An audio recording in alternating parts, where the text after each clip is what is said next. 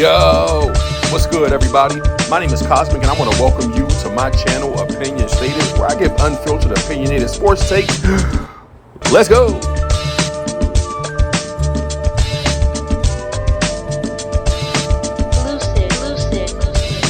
Yo, what's good, everybody? My name is Cosmic. I want to welcome you back to my channel, Opinion Stated. You've already seen the thumbnail, so you know why you're here. Like this video, subscribe to the channel. Liking the video obviously helps us cruise along Algorithm Avenue so that others who enjoy this kind of content might be able to find it. Jumping right into it. This episode is going to be entitled Your Favorite Teams Stuck on the NBA Struggle Bus. But don't panic. So it's a very early season. The NBA season literally just kicked off. We are fresh into week number 2. It is Monday as of the recording of this video. And, just looking at the schedule or looking at the standings so far, a lot of teams are struggling. If you've been paying attention or if you haven't been paying attention, whether you have or whether you have not, this is the video for you. I was actually on a live stream today for a team that I won't mention, but it was like a fan page for one of the NBA teams. And man, there is a reason that I do not engage in fandom the way that the majority of people do when it comes to sports. I don't have a favorite team. I just love the sport. If I'm going to indulge. And you would have thought we were midway through the season, headed into the playoffs or down the stretch after the All-Star break, where teams really had to, figure some things out and some moves hadn't been made and the roster hadn't been settled and things were falling apart or had been, bursting at the seams, for quite some time. But we are still so fresh. Literally, the max games that have been played so far are just 4. But these fans of this particular team, man, were like, we need to trade some people. We need to get rid of this person. This person's hurting us, et cetera, et cetera, et cetera. And I'm like, calm down. It is an 82-game season. For those who have played 4 games already, they got 78 games left. For those who haven't, thankfully they have 79 games left. But again, this and the purpose of this video is to simply highlight 4 teams, and you see them, listed in the thumbnail. That will be the Milwaukee Bucks, to talk a little bit about the Indiana Pacers, the Philadelphia 76ers, and the Denver Nuggets. And I just want to talk about these teams specifically because if you've paid attention to my predictions episodes, I was very high on all 4 of these teams, expected these teams to, be pretty high in the standings, and still expect them to be pretty high in the standings. And when I say pretty high in the standings, I mean top 5. So I don't expect them to be play-in teams. I don't expect them to be fighting, and grappling their way, through any more than I expect that from every team with the parity in the NBA. But not to belabor the point, let's get right into it. Let's talk about the Milwaukee Bucks. And, the Milwaukee Bucks have started this season 1-3. To relate this back to a conversation that I was having with some friends of mine, I was talking to them, and they happen to be, Bucks fans, but I was talking to them about, Chris Middleton and the Bucks. And I was also talking to them about Doc Rivers and the Bucks. I would never advocate for anybody to get fired. I don't care what industry you work in. I would never be like, man, this person doesn't deserve this job. They should be fired, right? But I still don't understand the lore of Doc Rivers and why he is so heavily touted as a coach. I'm not saying he's a bad coach, but I just don't see the Doc Rivers magic. You know what I mean? Like, I can't speak to this thing that Doc Rivers does as a head coach. But nevertheless, Doc Rivers is the head coach of the Milwaukee Bucks. Adrian Griffin last year, who had the Bucks as the number 1 seed, not even midway through the season, was fired.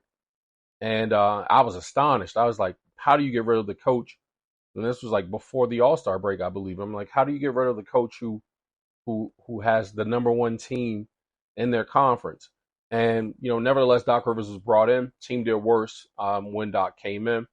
I'm not saying that Doc cannot manage that personnel, but what I am saying is that it doesn't seem like Doc can manage that personnel. However, fresh season, they started this one 1-3. Back to the Chris Middleton point of that conversation I was having with those friends of mine who are Bucks fans. I believe that the Bucks are much better off when Chris Middleton is in the lineup and Chris Middleton is contributing, because Chris Middleton helps to balance out both Giannis and Dame, who are very, very good basketball players, obviously, unless you live under a rock. You do not understand how great a basketball player Giannis Antetokounmpo is, and also Dame Lillard. Chemistry notwithstanding on that team, I think was a major issue through last season, but not necessarily, I don't think, through these two games. I just think that they're missing Chris Middleton. Chris Middleton, again, has to be respected as an offensive player.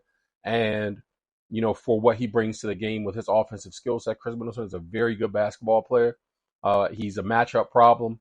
And he, like I said, he definitely needs to be respected when he's on the court, because you cannot cheat off of him. You cannot leave him. You cannot forget about him defensively. So whomever's defensive assignment he is specifically, or the team in general, as you're switching and, you're having to kind of pay attention to the players in space, Chris Middleton is definitely one of those that's in your mind, like, where's Chris? So I think that the Bucks go success-wise as Chris Middleton goes. And Chris Middleton has struggled mightily with his health over the last couple seasons, or just, kind of sporadically here and there. But I say mightily because, prior to, he's pretty solid, but he's been struggling with his health. He has an ankle issue that will hopefully see him return. But the Bucks again have started this season 1-3. Cause for panic, not so much, because it's the Bucks. You know what I mean? Like, they got Giannis. As long as Giannis is healthy, I can hear some people saying, we go as Giannis goes. Clearly, Giannis was missing in the playoffs last year. Like, yeah, he was. I think it's obvious that if Giannis ain't there, y'all in trouble, right? But as long as, the team has health, good health, or relatively good health, and Chris Middleton is in the lineup, the Bucks are a much, much better basketball team, because, again, he just helps to balance out the floor. So let's take a look at, again, this 1-3 start for the Bucks. The Bucks got off when the season started, rather, in their season opener. They just beat the dog shit out of the Philadelphia 76ers, which is to be expected, 124-109, because the Sixers are without Joel Embiid and also Paul George. So it's just Tyrese Maxey, who's been playing great so far, and picking up the slack offensively has been Kelly Oubre. Kelly Oubre is my guy. But, yeah, so naturally they would beat the 76ers the way that they did. They blew them out. And then game 2 of the season saw them go up against the Bulls, where they lost. I said this in a previous video. I was like, man, in the recap video that I did from Friday night, I was like, what the game of the night?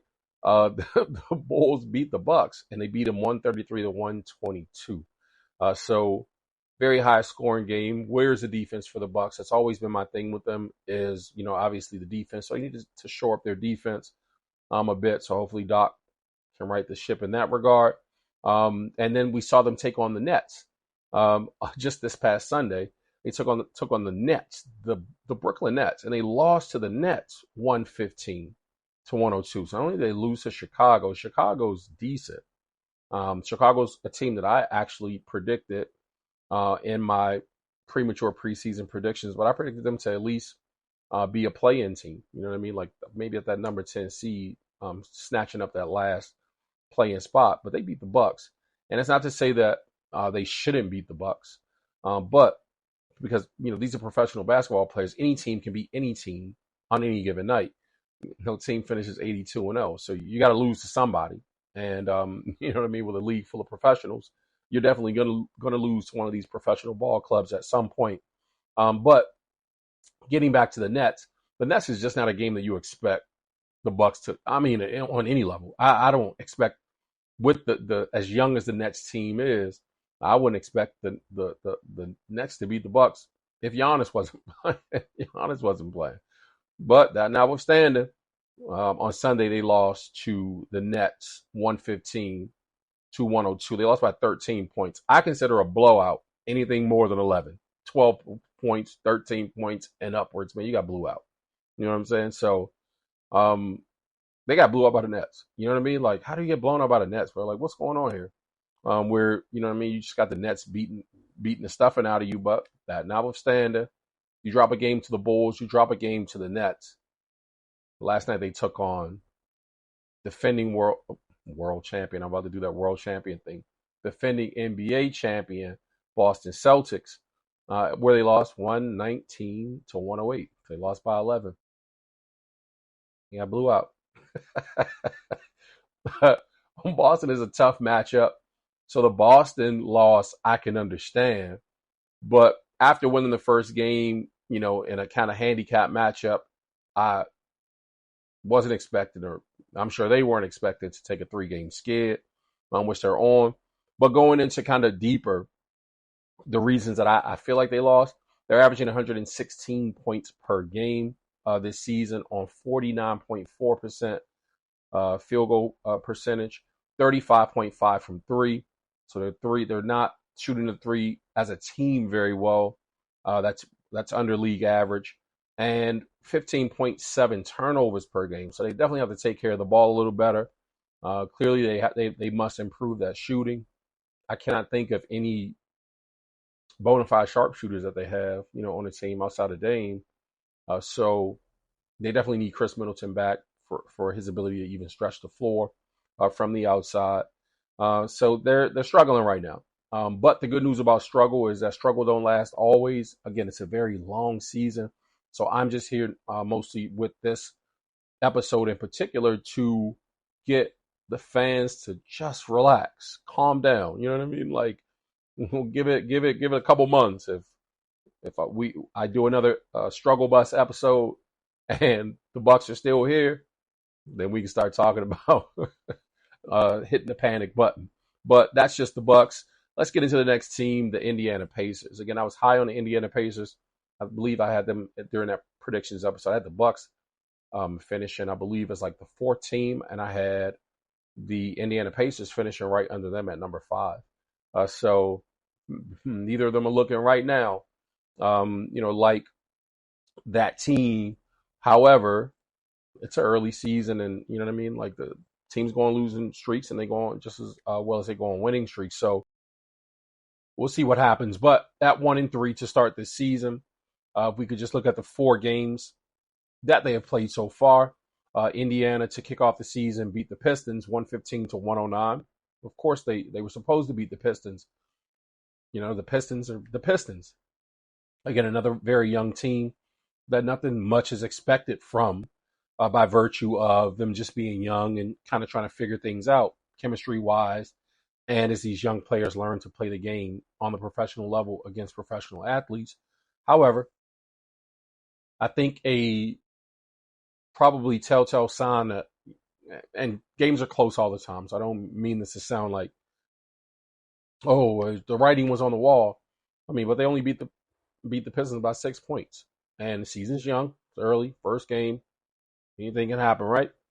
Well, then they took on the Knicks on last Friday night, and they were stomped out by the Knicks by 25 points. So, I said, man, 11, 12 points of blowout. And 25 is an ask. I mean, they just got stomped on. You know what I mean? So the Knicks beat the brakes off of them. Then they took on the Sixers on Sunday. Very tough loss versus the Sixers. They lost in overtime. That's a tough loss. You know what I mean? Anytime that you're up against an overtime situation with the extra 5 minutes, you know, it gives you some grace to hopefully pull off a win. Somebody's got to win. Somebody's got to lose in every game. The toughest losses are always those close losses. I think I would rather get stomped out than to lose by 2 to 5 points. You know what I mean? Like, I just feel like that 2 to 4, 5 window, especially, man, just hurts because you know that you had the game in your clutches to some degree, and you guys just kind of made some mistakes that led to a loss. And then just last night, they took on the Magic, and Orlando would be victorious 119-115 versus these Pacers. So another very close loss, heartbreaking, which could have went either way. So we could be actually talking about a 3-1 Pacers team on the other side of that those 4-point losses, those 2 consecutive 4-point losses, but we're not. We're looking at them at 1-3. So again, no cause for extreme panic in the regard of the record, but taking a look at the numbers, and you guys will not grow tired, or maybe you will grow tired of hearing me say this as I read out the more bold stats from the graphic here. These stats were actually acquired from basketballreference.com. But you'll probably grow tired or won't grow tired of hearing me saying stats can be telling, rather, but stats without context can often be misleading depending on how they're used. Stats in this particular case are just telling. You know what I mean? So they're averaging 109 points per game so far on the early season, shooting 48.8 points, so nearly 49% from the field. A paltry 26.9, nearly 27% from three, and averaging 17 turnovers a game. So come on, bro. Like, again, numbers in this sense tell a story, right? And so when you can look at, the disparity in 3-point shooting, plus not taking care of the ball and turning the ball over like crazy, you know what I mean? Like, not being able to put the ball in the hoop, so only 109 points in today's NBA, this modern NBA, 109 points is not enough. You know what I mean? Like, teams are just scoring the ball. The rules make it easier for teams with this spread, offense, that is the focal point of, the NBA, that the middle is just so wide open. So if you could beat your man off the dribble or swing that thing around the horn and, get some catch and shoot, 3-point shooters on the team that can do so in volume, you can win a lot of games, just outscoring your opponent here in this league and playing a little bit of defense. But clearly Indiana's not doing either. They led the team in pace last season, so I expect them to get it together at some point. They are definitely struggling. Tyrese Halliburton is definitely struggling to start this season. So I'm thinking that he'll find his way. I know he did play in the Olympics, or as a part of the Olympics team. He didn't play much, but I know he spent this summer, you know what I mean, with that team, and is a gold medalist because of. But that's not the reason that he's struggling. So I don't know what is the cause of his struggle so far, or the team's struggles in general, but I expect Rick Carlisle to figure it out and for Indiana to bounce back. Next team I want to take a look at is the Philadelphia 76ers, who have started the season 1-2. And that is not a shocker at all. Philadelphia 76ers fans should certainly not be, rusty razor blade to the wrist, you know what I mean, ready to end it all. Like, relax, calm down. Joel Embiid is injured, and so is Paul George. Or maybe you should be panicking because Joel Embiid and Paul George are injured already. Damn. Well, they lost to the Bucks opening night, again, 124-109. And then on last Friday, they suffered defeat 115-107 to the Scotty Barnes-led Toronto Raptors. And on Sunday, as we mentioned from last graphic, they beat the Pacers in overtime, 118-114 on a 45-point game from Tyrese. I think Tyrese will lead the league in scoring this year. And I said that long before Joel Embiid, before the season started, like long before the season started in my predictions episode. And it was just because I was thinking that the Sixers would have their health issues. And one of the healthiest players being young Tyrese would just, by virtue of his skill set and his ability, end up leading, just, carrying the load in such a way that he would lead the league in scoring. And I didn't think that it would be like a stretch or a burden or too much for him, or a situation where he was trying hard to score baskets, you know what I mean, or forcing up shots in the flow of offense. I just kind of predictive. I just figured those guys wouldn't stay healthy, man. So, he'd get a chance to just shine a little bit more. Offensively, we saw a huge, huge uptick in his numbers from last season, where he seemed to come into his own.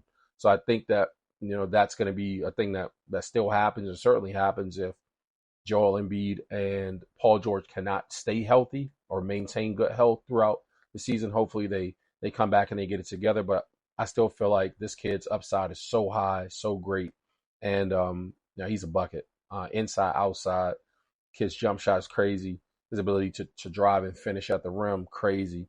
So Tyrese will continue to carry the load, hopefully, and keep the Philadelphia 76ers afloat, so to speak, until his other co-stars get back. But let's take a deeper look at the averages for the team. The team averages so far 111 points, 111.3 points per game on 41.2% shooting from the field. It's not very good. Clearly 27.5% from three is horrible in a 3-point centric league. And the 15.3 turnovers a game don't help any, so running theme here amongst these teams that are struggling is going to be their high turnover averages. So every team understands the value of the ball. It's all about, being able to take care of the ball. Again, assist to turnover ratio is a metric for a reason, because it's just important to take care of the ball as much as you can to give your team the opportunity to score when you have the ball, as opposed to squandering opportunities by making bad decisions or just not being focused or whatever the reason a turnover would occur. So again, these numbers and these stats are more telling here than being, miscontextualized and being used negatively or used improperly. They just aren't playing very well, from the standpoint of their shooting percentages, which I expect to increase clearly. Much more flow and fluidity of offense when Joel Embiid and Paul George were reinserted into the lineup. So fret not, Philadelphia fans. It's not the end of the world. Let's just hope, like I said, Tyrese can keep the team afloat until the other guns come back. Last but not least, the Denver Nuggets. I believe I had the Denver Nuggets finishing in the West at number 3. And right now, to be perfectly honest, the Denver Nuggets just do not look like a very good basketball team for whatever reason. Just cohesively, they just seem to be still on summer vacation. And again, it's very early in the season, so it's not a need for panic. But I rather expected them to come out and look far better than they actually look right now. And they're starting off the season 1 and 2. So hopefully they'll figure it out sooner than later. But again, no cause for extreme panic. Well, except when we take a look at the larger highlighted numbers, they're only averaging 95 points per game right now. So they are definitely having their struggles just being able to put the ball in the basket. Where is Jamal Murray? Michael Porter Jr. is not playing very well. Neither is Aaron Gordon. So they lost KCP. You cannot continue to lose like role players. They lost Bruce Brown the season before last, and then they lost KCP in this past offseason. Now your role players, those players who are playing auxiliary roles on the team, are important. They're valuable for a reason, because they help to balance things out to make the offensive game much easier for your star players. And right now, again, they're not looking like a very good team. I highlight that 95.5 points a game because last season they averaged nearly 116. I think it was like 115.7 or something like that points per game. So 115 points versus the 95 that they're averaging right now. So they're down a full 20 points in production and productivity from an offensive standpoint, and that's not cool. And clearly in this NBA, 95 points a game that's like the 90s, bro. You gotta step your game up. They're only shooting 28.8% from three, a terrible, nearly 29% from three. So, like I said, Michael Porter Jr. is, one of those guys, obviously, that they rely on to hit the open threes. They definitely need the production from Jamal Murray. But again, that KCP loss is probably showing itself evidently through the first 3 games. They're shooting only 37.8% from the field. So again, to be shooting 37% is terrible. The numbers speak for themselves. And 13 turnovers per game. So the turnovers aren't as high as some of the other teams that we mentioned that are on the struggle bus, but still 13 turnovers is a lot of turnovers. So you got to take better care of the ball. They have to figure that out, which I assume that they will, because just, over the last, few seasons or so, they've been a very good team at maximizing their offensive opportunities. but we'll see what happens. Again, no cause for extreme panic. This is a very small sample size with 3 and 4 games between the teams that we've mentioned so far. But I just wanted to kind of share that and take a look at these numbers, and to also send the message to the fans to just relax, right? Tranquilo. It's going to be okay. Relax. We got a very long season ahead of us. And again, tough times don't last always. Breathe. Woosah. It's going to get better. That's been the basis of this video. I want to thank you guys for tuning in. Subscribe to the channel if you haven't already. I'll catch you guys in the next video. Until then, blessings.